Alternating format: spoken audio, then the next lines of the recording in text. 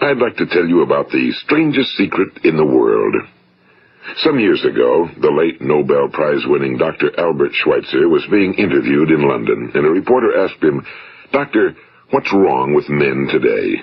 And the great doctor was silent a moment, and then he said, "Men simply don't think."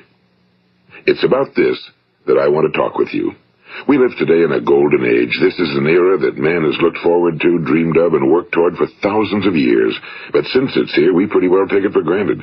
We in America are particularly fortunate to live in the richest land that ever existed on the face of the earth, a land of abundant opportunity for everyone. But do you know what happens? Well, let's take 100 men who start even at the age of 25. Do you have any idea what will happen to those men by the time they're 65? These 100 men who all start even at the age of 25 believe they're going to be successful. If you asked any one of these men if he wanted to be a success, he'd tell you he did. And you'd notice that he was eager toward life, that there was a certain sparkle to his eye, an erectness to his carriage, and life seemed like a pretty interesting adventure to him. But by the time they're 65, 1 will be rich. 4 will be financially independent. 5 will still be working. 54 will be broke. Now think a moment. Out of the 100, only 5 make the grade. Now why do so many fail? What has happened to the sparkle that was there when they were 25? What's become of the dreams, the hopes, the plans? And why is there such a large disparity between what these men intended to do and what they actually accomplished? When we say about 5% achieve success, we have to define success. And here's the best definition I've ever been able to find. Success is the progressive realization of a worthy ideal.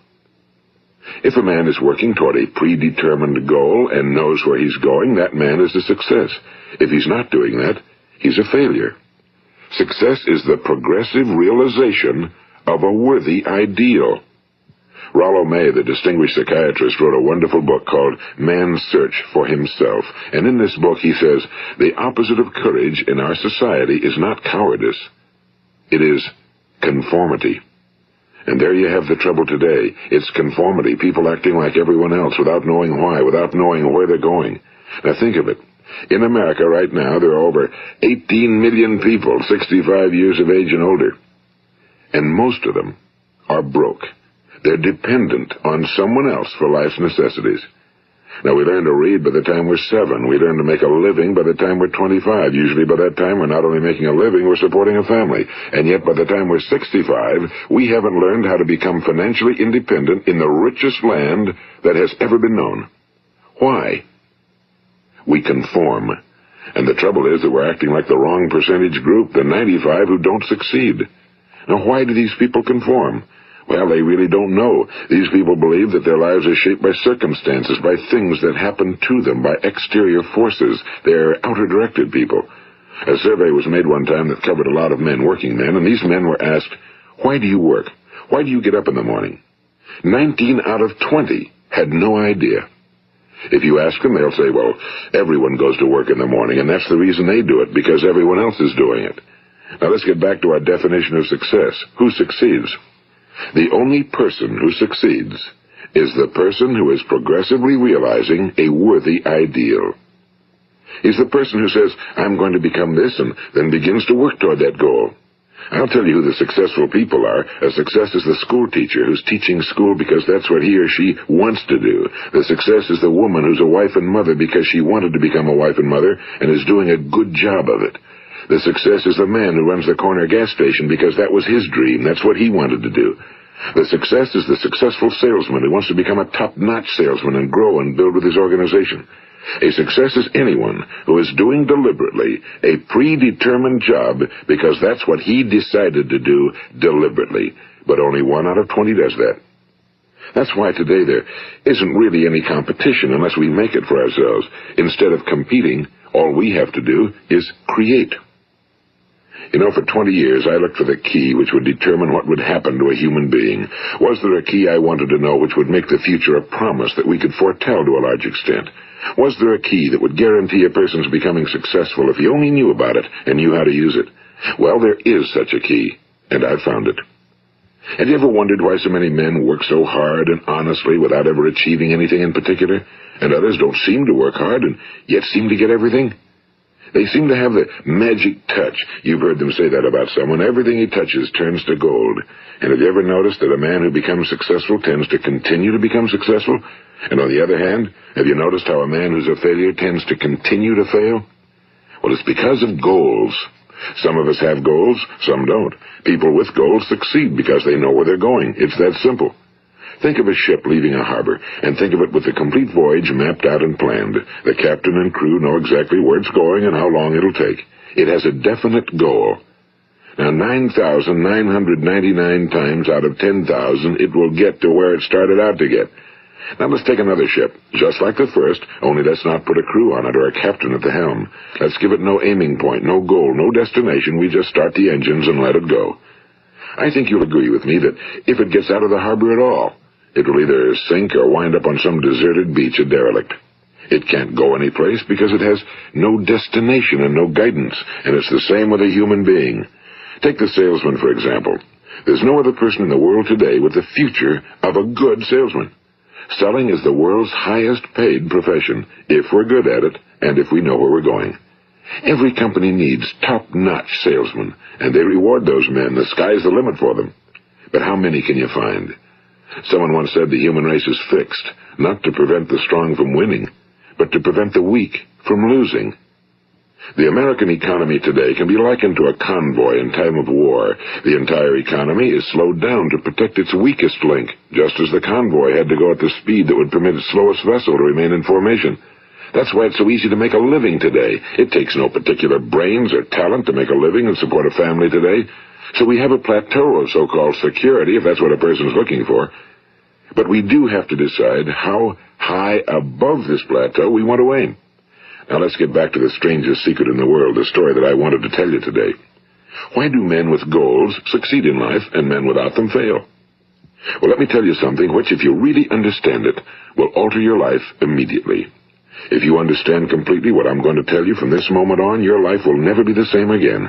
You will suddenly find that good luck just seems to be attracted to you.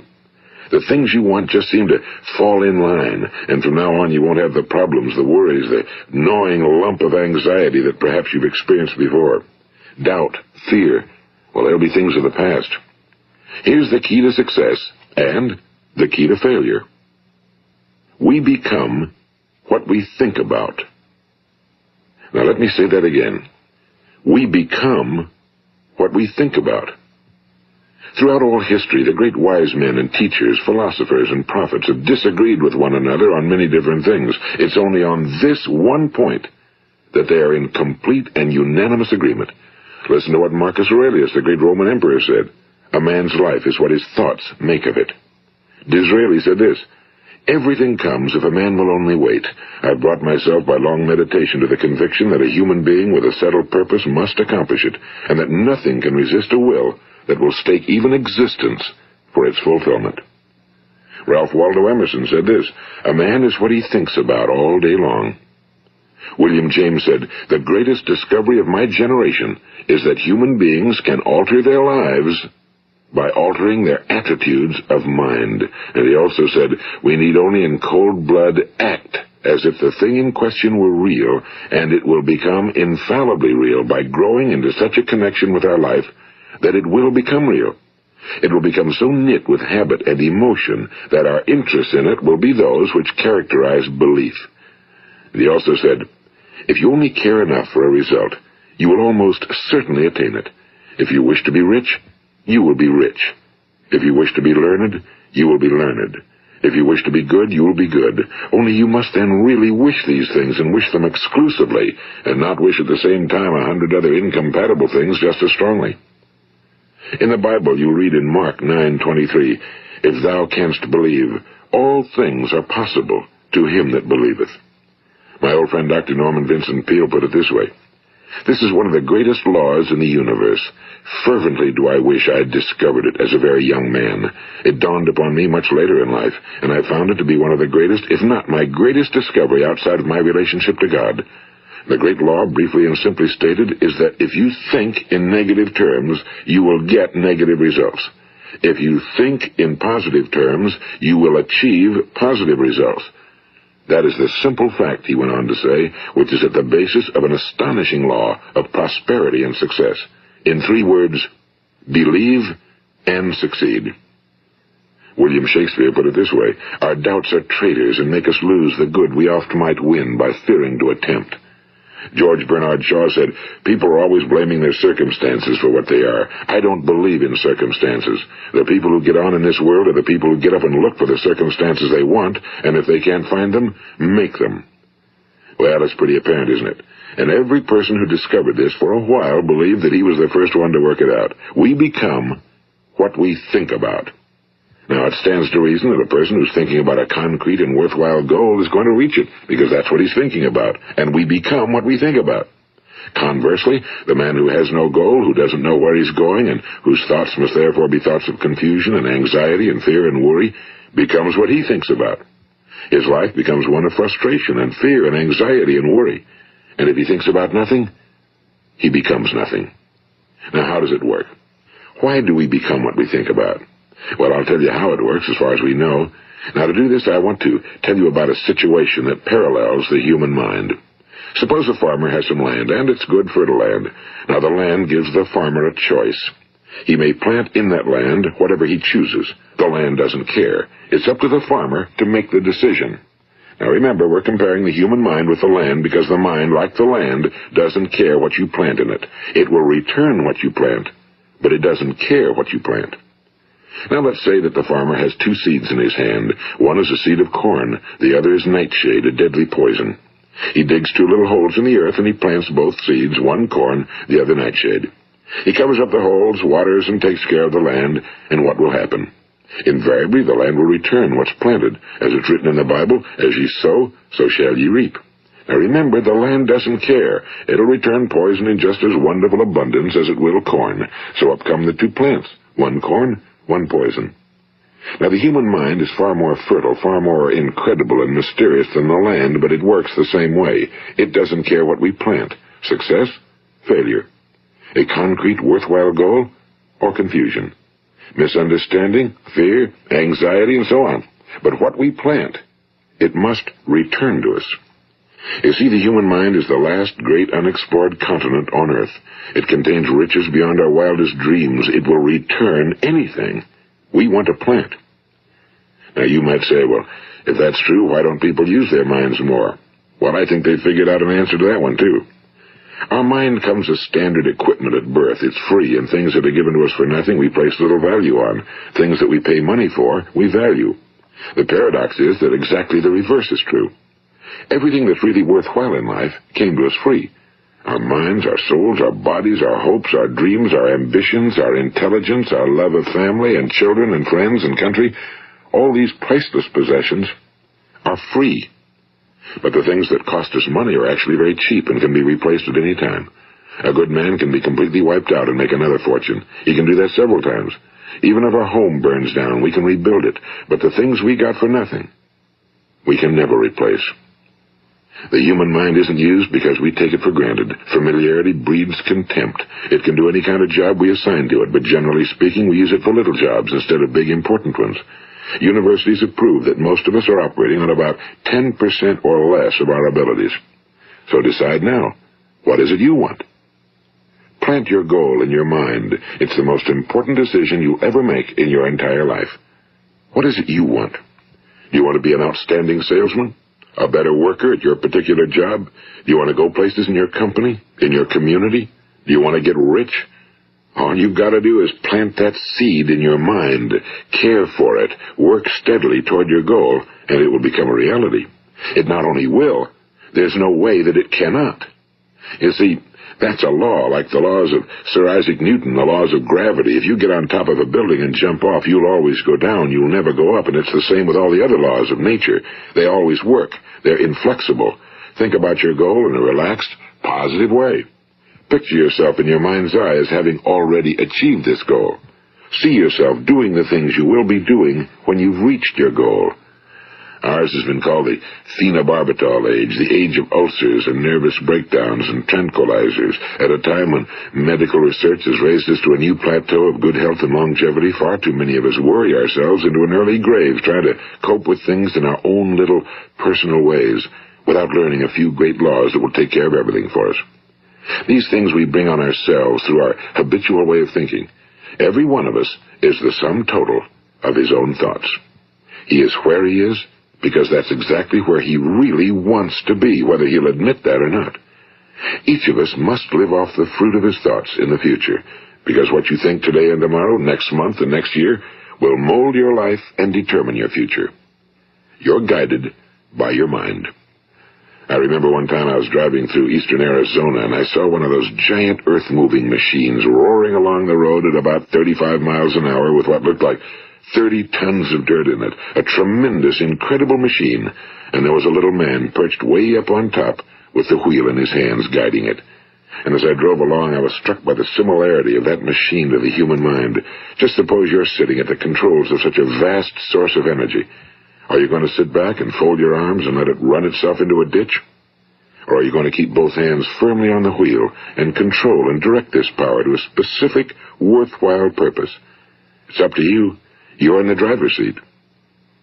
You see, the very law that gives us success is a two-edged sword. We must control our thinking. The same rule that can lead a man to a life of success, wealth, happiness, and all the things he ever dreamed of for himself and his family. That very same law can lead him into the gutter. It's all in how he uses it, for good or for bad. This is the strangest secret in the world. Now, why do I say it's strange, and why do I call it a secret? Actually, it isn't a secret at all. It was first promulgated by some of the earliest wise men, and it appears again and again throughout the Bible, but very few people have learned it, understand it. That's why it's strange, and why for some equally strange reason it virtually remains a secret. I believe that you could go out and walk down the main street of your town and ask one man after another what the secret of success is, and you probably wouldn't run into one man in a month who could tell you. Now, this information is enormously valuable to us if we really understand it and apply it. It's valuable to us not only for our own lives, but the lives of those around us, our families, employees, associates, and friends. Life should be an exciting adventure. It should never be a bore. A man should live fully, be alive. He should be glad to get out of bed in the morning. He should be doing a job he likes to do because he does it well. One time I heard Grove Patterson, the great late editor-in-chief of the Toledo Daily Blade, make a speech, and as he concluded his speech, he said something I've never forgotten. He said, "My years in the newspaper business have convinced me of several things. Among them, that people are basically good, and that we came from someplace, and we're going someplace. So we should make our time here an exciting adventure. The architect of the universe didn't build a stairway leading nowhere." And the greatest teacher of all, the carpenter from the plains of Galilee, gave us the secret time and time again. As ye believe, so shall it be done unto you. I've explained the strangest secret in the world and how it works. Now, on this side, I want to explain how you can prove to yourself the enormous returns possible in your own life by putting this secret to a practical test. I want you to make a test that will last 30 days. It isn't going to be easy, but if you'll give it a good try, it will completely change your life for the better. Now, back in the 17th century, Sir Isaac Newton, the English mathematician and natural philosopher, gave us some natural laws of physics which apply as much to human beings as they do to the movement of bodies in the universe. And one of these laws is that for every action, there is an equal and opposite reaction. Simply stated, as it applies to you and me, it means we can achieve nothing without paying the price.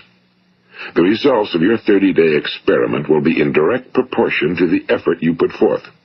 To be a doctor, you must pay the price of long years of difficult study.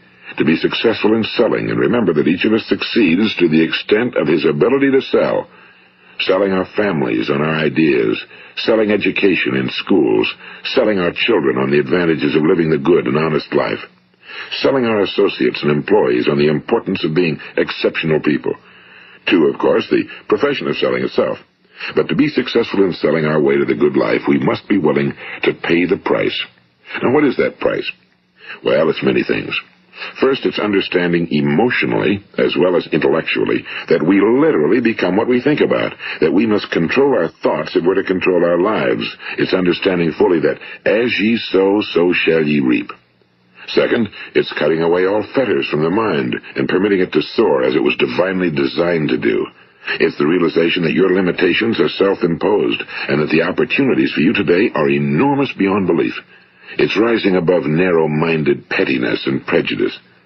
And third, it's using all your courage to force yourself to think positively on your own problem, to set a definite and clearly defined goal for yourself, to let your marvelous mind think about your goal from all possible angles, to let your imagination speculate freely upon many different possible solutions, to refuse to believe that there are any circumstances sufficiently strong to defeat you in the accomplishment of your purpose, to act promptly and decisively when your course is clear, and to keep constantly aware of the fact that you are, at this moment, standing in the middle of your own acres of diamonds, as Russell Conwell used to point out. And fourth, save at least 10% of every dollar you earn. It's also remembering that no matter what your present job, it has enormous possibilities, if you're willing to pay the price. Now let's just go over the important points in the price each of us must pay to achieve the wonderful life that can be ours. It is, of course, worth any price. 1. You will become what you think about. 2. Remember the word imagination and let your mind begin to soar. 3. Courage. Concentrate on your goal every day. 4. Save 10% of what you earn. And 5. Action. Ideas are worthless unless we act on them. Now, I'll try to outline the 30-day test I want you to make. Keep in mind that you have nothing to lose by making this test and everything you could possibly want to gain. There are 2 things that may be said of everyone.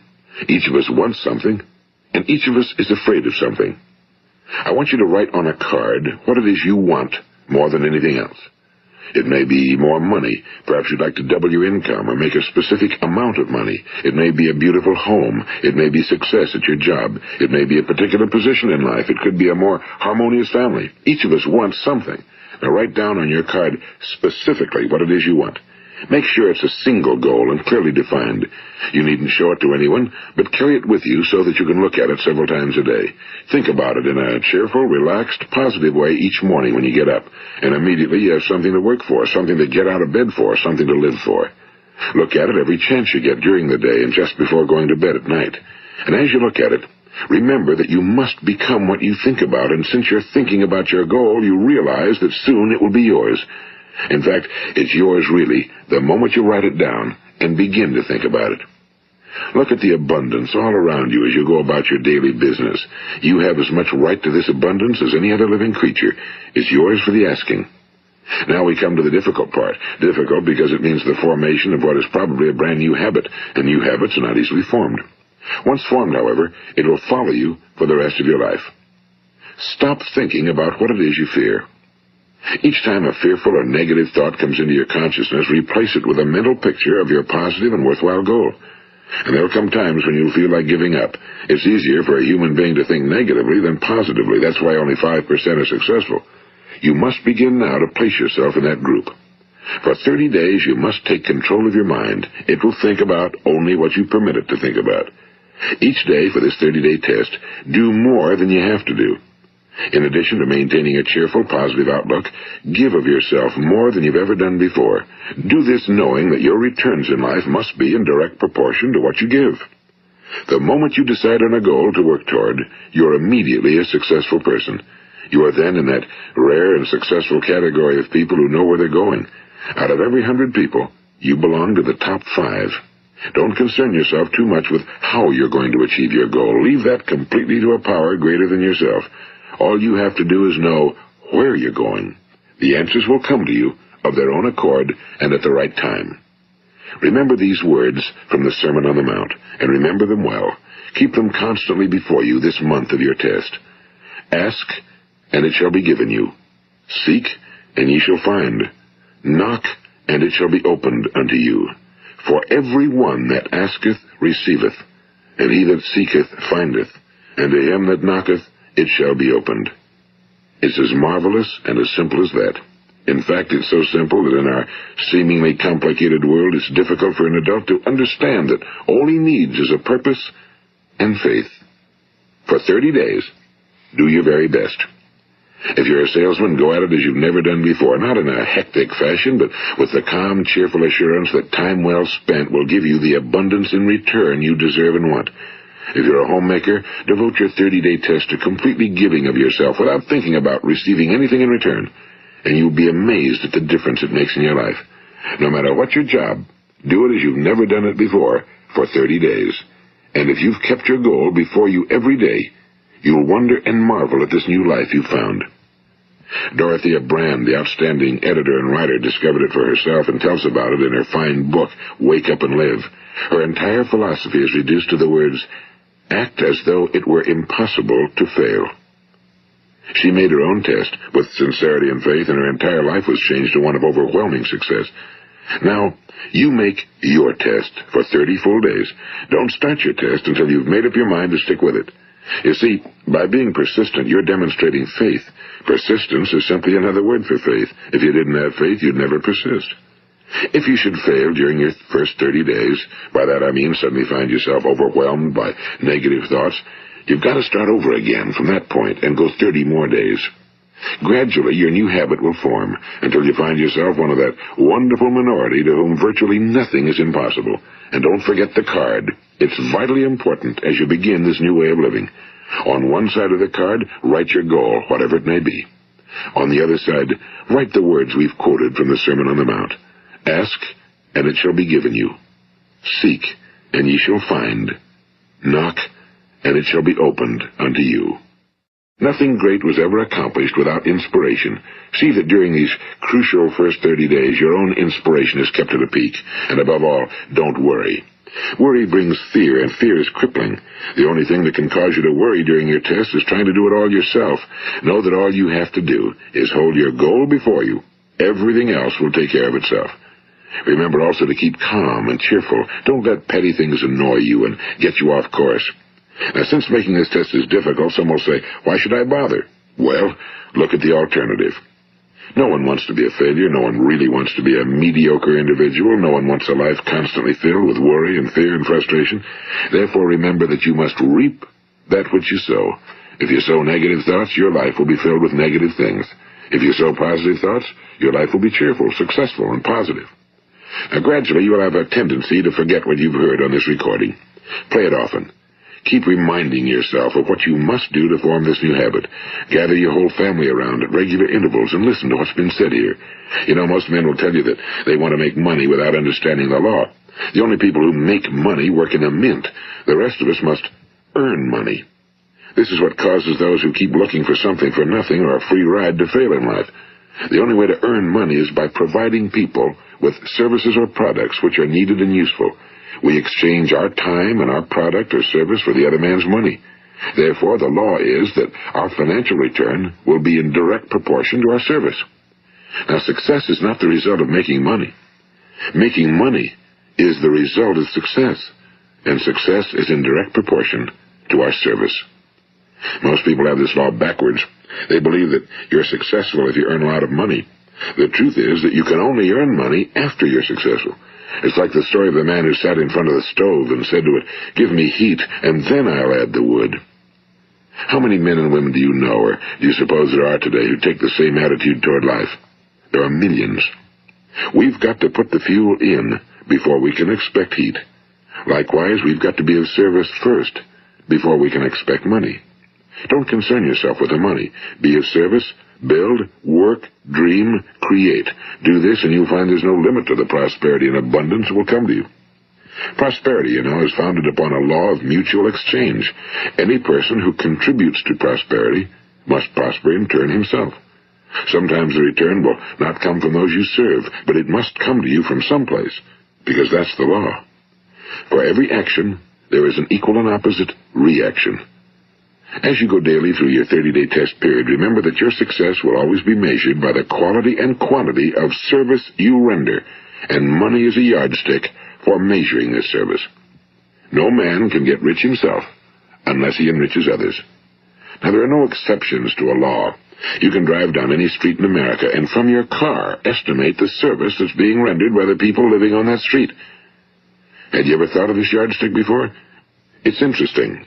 Some, like ministers and priests and other devoted people, measure their returns in the realm of the spiritual, but again, their returns are equal to their service. Once this law is fully understood, any thinking person can tell his own fortune. If he wants more, he must be of more service to those from whom he receives his return. If he wants less, he has only to reduce his service. This is the price you must pay for what you want. If you believe you can enrich yourself by deluding others, you can end only by deluding yourself. It may take some time, but just as surely as you breathe, you'll get back what you put out. Don't ever make the mistake of thinking you can avert this. It's impossible. The prisons and the streets where the lonely walk are filled with people who tried to make new laws just for themselves. We may avoid the laws of man for a while, but there are greater laws that cannot be broken. An outstanding medical doctor recently pointed out 6 steps that will help you realize success. 1. Set yourself a definite goal. 2. Quit running yourself down. 3. Stop thinking of all the reasons why you cannot be successful and instead think of all the reasons why you can. 4. Trace your attitudes back through your childhood and try to discover where you first got the idea you couldn't be successful, if that's the way you've been thinking. 5. Change the image you have of yourself by writing out a description of the person you would like to be. And 6. Act the part of the successful person you have decided to become. The doctor who wrote those words is a noted West Coast psychiatrist, Dr. David Harold Fink. Do what the experts since the dawn of recorded history have told you must do.